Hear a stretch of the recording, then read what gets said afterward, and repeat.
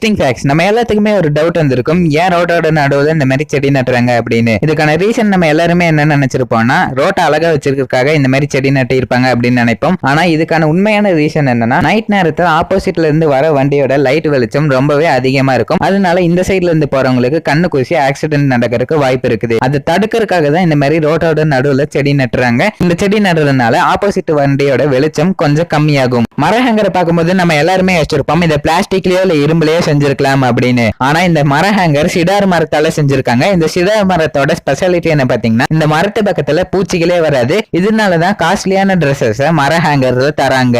நீங்க நார்மல் வாட்டர்ல ஐஸ் கட்டி உருவாக்குனீங்கன்னா அது கிளவுடியா இருக்கும். அதே பாயில்டு வாட்டர்ல ஐஸ் கட்டி உருவாக்குனீங்கன்னா அது கிறிஸ்டல் கிளியர்ல இருக்கும். இல்ல கூல் ட்ரிங்க்ஸ் பாட்டிலோட கேப்புக்குள்ள ஒரு பிளாஸ்டிக் ரேப் இருக்கும். அது எதுக்காக வச்சிருக்காங்கன்னா, பாட்டிலுக்குள்ள இருக்கிற கேஸ் வெளியே போகாம இருக்கிறதுக்காக தான் வச்சிருக்காங்க. இந்த ஃபேக்ட் எப்படி இருந்துச்சு? மறக்காம கமெண்ட் பண்ணுங்க. நம்ம சேனலை மறக்காம சப்ஸ்கிரைப்